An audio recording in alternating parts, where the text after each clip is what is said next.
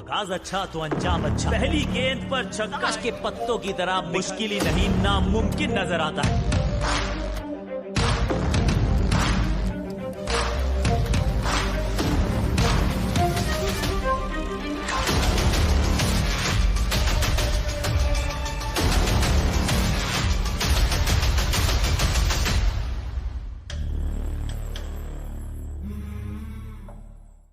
Assalamu alaikum to all of you. This is me, your presenter Veena Khan, and you are watching 99 News Channel. 99 news channel में एक बार फिर हम लेकर आए हैं आप लोगों के लिए आपका पसंदीदा प्रोग्राम जिसका नाम है स्पोर्ट्स विद 99। स्पोर्ट्स विद 99 में आज एक बार फिर हमारे साथ एक बहुत ही मोअज़्ज़िज़ गेस्ट मौजूद हैं जो जनाब इंटरनेशनल स्पोर्ट्स कमेंटेटर हैं, इसके अलावा स्पोर्ट्स जर्नलिस्ट हैं और एक मायनाज़ एक चैनल पे एंकर पर्सन भी हैं और भी माशाल्लाह बहुत सारे तारुफ़ हैं उनके और कितने काबिल हैं यकीनन आपको कुछ तो अंदाज़ा हो गया है, बाकी अंदाज़ा प्रोग्राम के बाद हो जाएगा। जी हाँ, मैं बात कर रही हूँ जनाब मोहम्मद रियाजुद्दीन साहब की। आज वो हमारे साथ स्टूडियो में मौजूद हैं, उनको वेलकम करते हैं। अस्सलाम वालेकुम रियाज साहब। वालेकुम अस्सलाम। बीना, क्या हाल है, कैसी हैं आप? अल्हम्दुलिल्लाह मैं ठीक ठाक हूँ और बहुत दिनों के बाद जनाब एक बार फिर रियाजुद्दीन साहब हमारे प्रोग्राम में मौजूद हैं, मुझे तो बहुत अच्छा लग रहा है। Thank you very much. मेरे लिए भी एजाज़ की बात है और जब मैं पहली मरतबा यहाँ प्रोग्राम में आया था जनवरी और फिर फरवरी में, तो उसके बाद से मैं आपके सारे प्रोग्राम जो है वो देख रहा हूँ, माशाल्लाह बड़े अच्छे जा रहे हैं प्रोग्राम साहब। बहुत शुक्रिया, बहुत शुक्रिया, बहुत शुक्रिया। और रियाज साहब ने अगर तारीफ़ कर दी है तो फिर मुझे थोड़ा सा यकीन आ गया कि हाँ अच्छे जा रहे हैं क्योंकि माशाल्लाह खुद बहुत कामयाबी के साथ एक प्रोग्राम, एक बड़े चैनल पर प्रोग्राम कर रहे हैं स्पोर्ट्स का, माशाल्लाह। तो इनकी राय मेरे लिए बहुत मोतबर है। थैंक यू सो मच, जज़ाकल्लाह खैर। जो हमारी डोमेस्टिक क्रिकेट है उस पर हम कुछ बात करते हैं क्योंकि ज़ाहिर डोमेस्टिक क्रिकेट पाकिस्तान में उस लेवल की हो नहीं रही है क्योंकि देखें बच्चे वहीं से निकल के वो पहले डोमेस्टिक से फिर जूनियर टीम, फिर अंडर 19 और फिर वो नेशनल टीम का हिस्सा बनते हैं। तो जब हम उस अंदाज़ में अपने जो हमारे न्यू आने वाले जो बच्चे हैं जो क्रिकेट से प्यार करते हैं, जो खेलना चाहते हैं डोमेस्टिक क्रिकेट में, उनको इतने मौक़े मिल नहीं रहे या यूँ कहना चाहिए उस स्टैंडर्ड के मौक़े नहीं मिल रहे। जब तक उस स्टैंडर्ड के मौक़े उन बच्चों को नहीं मिलेंगे तो वो फिर उस स्टैंडर्ड का परफॉर्म कैसे करेंगे जो इंटरनेशनली लेवल की डिमांड है, जिसकी वजह से अब हमें यहाँ पे इतनी पूरी दुनिया में पिछले दिनों कहा गया बेस्ट स्क्वाड है, बेस्ट स्क्वाड है, लेकिन क्या इस बेस्ट स्क्वाड ने किया वो सारी दुनिया ने देखा। तो आपको नहीं लगता कि डोमेस्टिक क्रिकेट में की तरफ प्लानिंग की कुछ कमी है या मैनेजमेंट की? आप इस पर थोड़ा सा रोशनी डालेंगे, पाकिस्तान में डोमेस्टिक क्रिकेट के जो हालात हैं उस पर क्या कहेंगे आप? बहुत ही टची और सेंसिटिव आपका सवाल है, अच्छा सवाल है। और देखें दुनिया भर में होता यही है कि जब किसी की तरबियत की जाती है या उसको मतलब उसकी एक्सपर्टीज़ में इजाफा किया जाता है तो ग्रास रूट लेवल पे कम उम्र में ही मतलब सारी तवज्जो दी जाती है।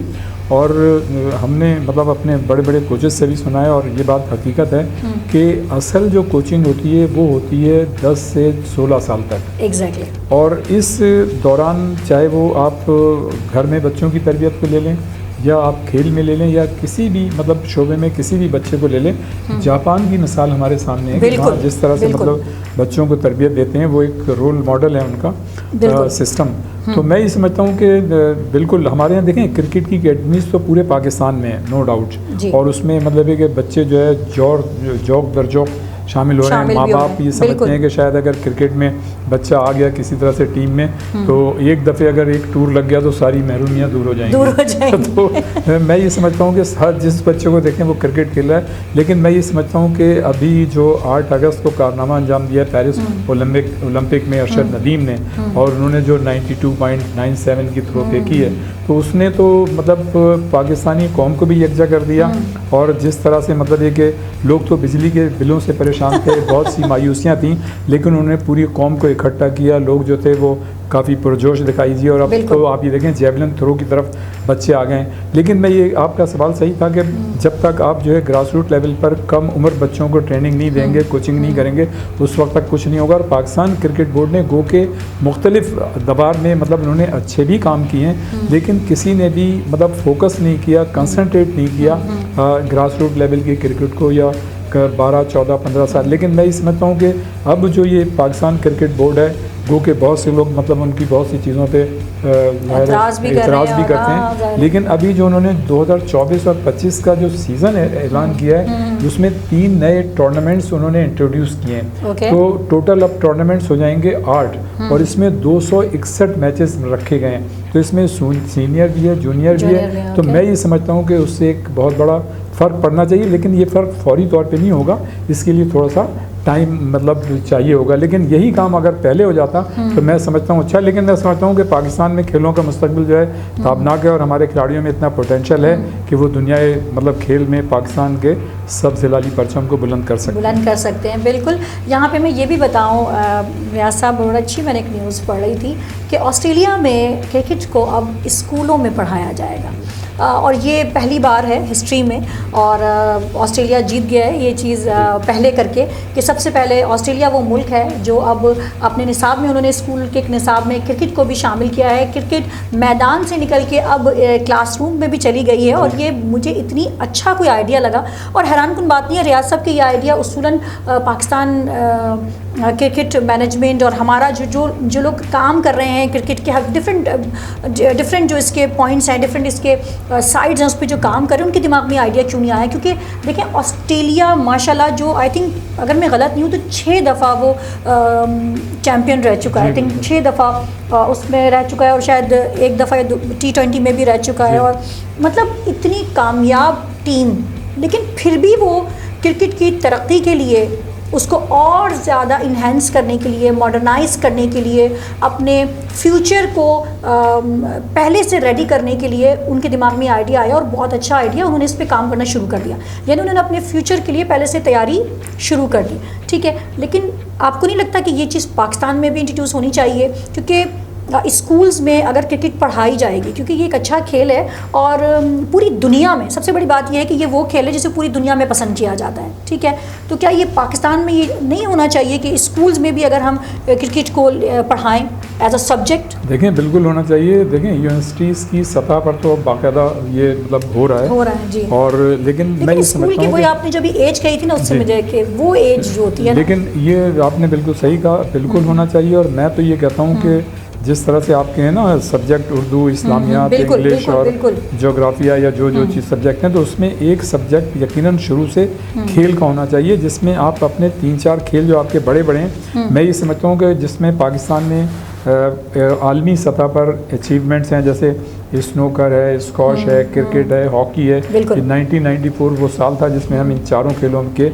वर्ल्ड चैंपियन थे। तो अब उसमें इजाफा हो गया है अपना जेवलिन थ्रो का।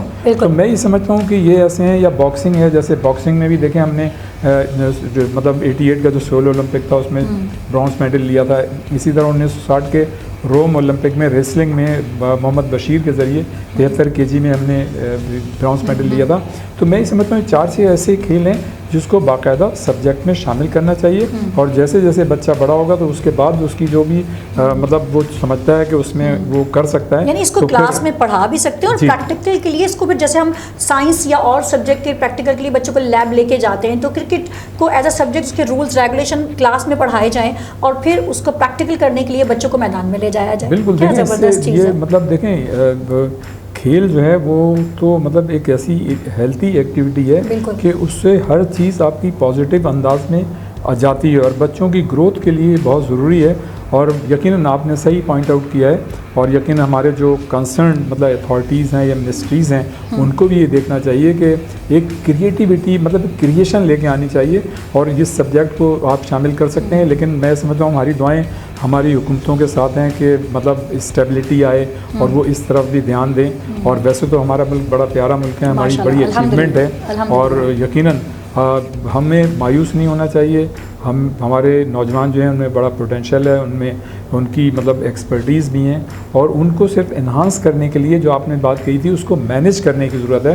तो इंशाअल्लाह ताला हम जो है कामयाबियाँ हासिल करते रहेंगे।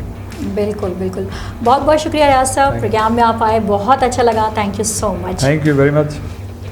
अब तक के लिए बस इतना ही। अगर आपको हमारा प्रोग्राम अच्छा लगा है तो लाइक और कमेंट ज़रूर कीजिएगा और चैनल को सब्सक्राइब करना बिल्कुल भी ना भूलिएगा। देखते रहिए 99 न्यूज़ चैनल। बीना खान को दीजिए इजाज़त। अल्लाह हाफ़िज़।